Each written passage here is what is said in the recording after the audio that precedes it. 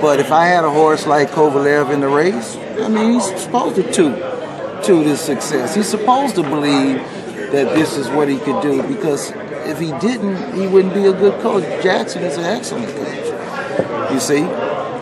And I don't know what he got against Andre Ward or even me, but I really don't care. You know what he told me? He told me that a very long time ago he spoke to you and he told you that Kovalev would beat Andre Ward or any fighter out there. Well, see, he misquoted that. He said I came up to him and said to him, man, you got a lot of nerve saying coach. I didn't say that to him. That's what he told me. But see, I didn't say that. What I said to him was, hey, you got this good fight and everything, but it's not going to turn out like you think it is. I did not project Andre as being some sort of royalty that he couldn't be beat or that he couldn't be touched, right?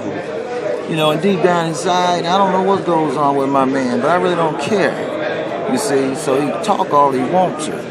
You see, I really don't care. But he got to live with that. I care about everybody. I don't have nothing against him. The only time you're going to have a problem with me, if you try to hurt one of my loved ones, you're going to try to hurt me, then you're going to have a real problem, and it goes way deeper than boxing, trust me. But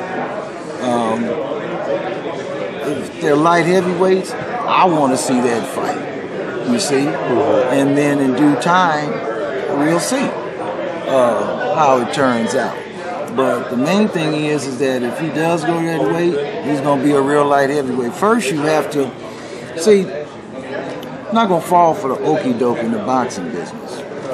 If you go up a weight class, anybody can go up in the weight class, right? First, you enter the weight class, but you have to have a period of time to settle in the weight class. And if you think that you're going to get my kid during the time he's entering the weight class, wrong. You're mistaken. He's going to be settled in the weight class. And it takes over a year or so for the body to settle into a true light heavyweight. Now, people say, well, he was a light heavyweight in the Olympics. No, he wasn't. He was a middleweight. He fought in the light heavyweight class because him and Andre Durrell were friends. And it was decided that Durrell would be middleweight. Me and Durrell's grandfather, great friends. But I also know my kid, he likes to eat, you know. and if I wasn't there cooking for him, you know, he was not going to really like that, you know, where he had to. When you have a kid from the time he's 9 and he's used to a certain system, the last thing you want to do is snatch him out of that system, right?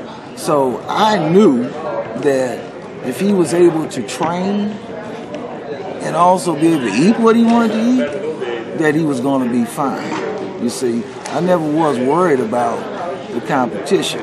You know, people say, well, if Virgil Hunter, 6'6", you know, walk around at 200 pounds, you know.